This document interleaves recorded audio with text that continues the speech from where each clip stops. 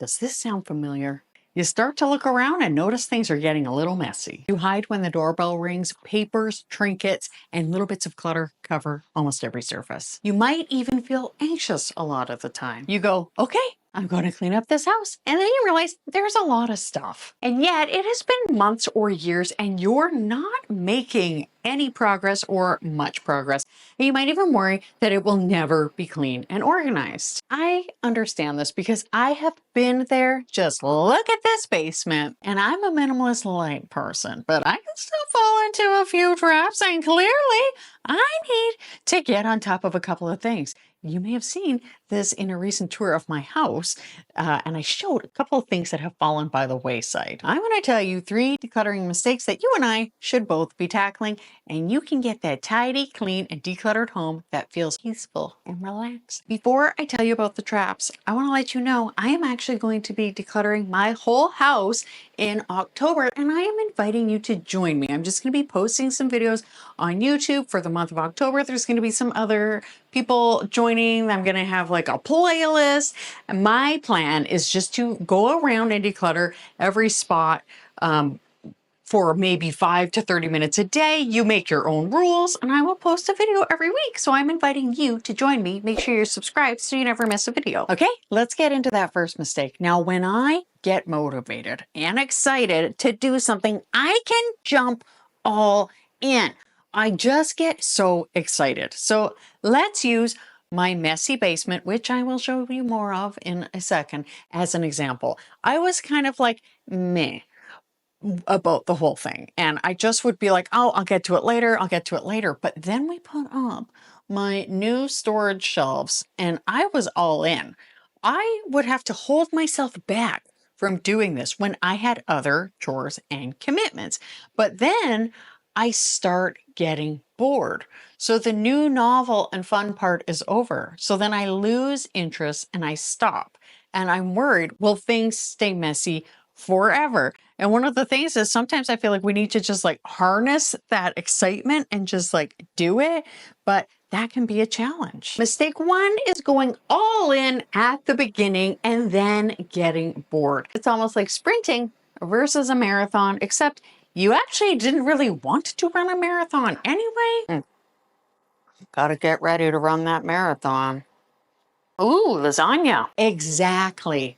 Yet you need to find something to keep you motivated to keep running that race. We need something or somebody to keep us accountable. Having an accountability buddy is the best way to do that, in my opinion. So let me and the other creators taking part in that challenge help you stay accountable on YouTube this October. And you can help me stay accountable too, to get that clean home. So let me explain my basement. Okay, so first of all, I have been trying to have a bit of food storage. Plus, I just discovered canning about 3 years ago, and I have my garden, all the things. However, I will can something and then I used to just leave it upstairs, but now I will bring it down. But then I was running out of storage. Things were getting kind of chaotic.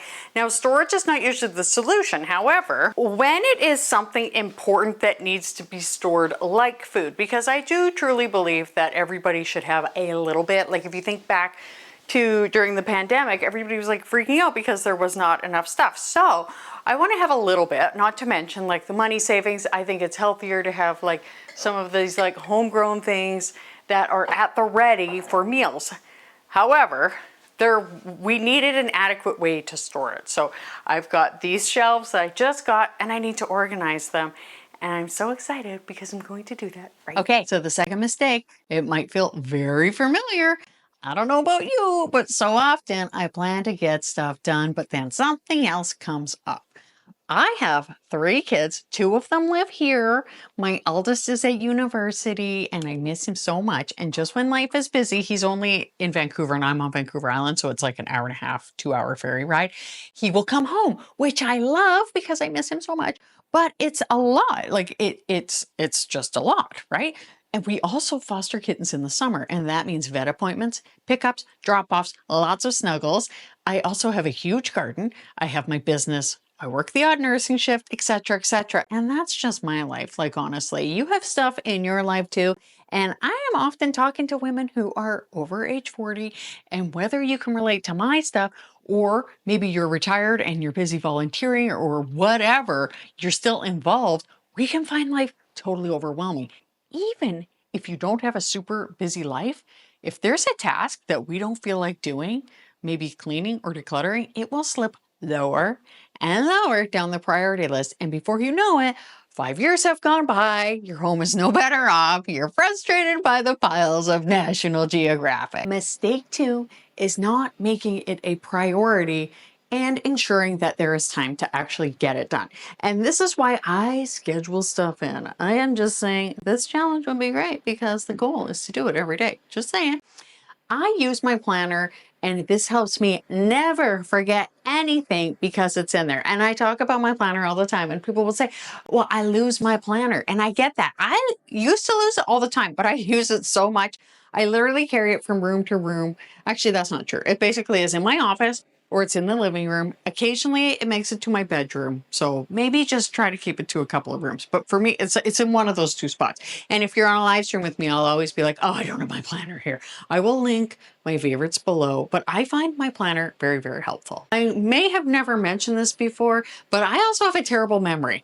And my his memory is worse. I have ADHD. I completely lose track of time and priorities all the time unless I write it down. So this helps me get those things that I need to get done.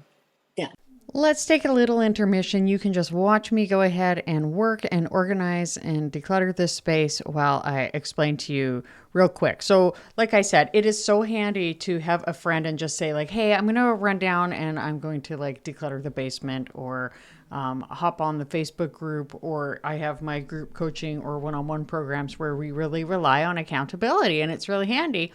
And of course, like having a plan, scheduling things in is my very favorite thing in the world to do to get things done, because if I don't schedule it, it's not going to get done. However, another great thing that I like to do is if I know I'm going to be decluttering a space and maybe I'm not getting it to it just yet, if I go in there, and I did this with my closet too, is I will be aware of what I am. I'll be like, okay, I'm definitely not going to be keeping that. I'm not going to be keeping that. I'm going to do this. I'm going to do that. And I mean, you might be the type of person where you go ahead and you pull that stuff out right away, which, you know, good for you. But for me, instead, I know I'm going to get it done. What I will do instead of doing that right away is just know how I'm going to do it. So with this basement pantry, for example, I knew what I was going to do. I knew that I wanted to get these shelves filled with my beautiful canning stuff, which is honestly so fun. And I knew, which you'll see in a minute, that I was going to take the stuff from behind, like where all the Lego was. I was going to take that food and put it on the other shelf. And oh my gosh, just you wait until you see the after. Oh, every time I go down there, I'm like, oh my gosh, I love it. But anyway, it's just great to have an idea of what you want to do. And then like when you are decluttering a space, I find it is really helpful to just be like, hey, this is how I'm probably going to organize it. And I know not everybody has that sort of capacity to know how they're going to do something. And I just knew I was going to put the canning stuff on that one, and then the other sort of like more commercially purchased stuff on the existing gray shelf.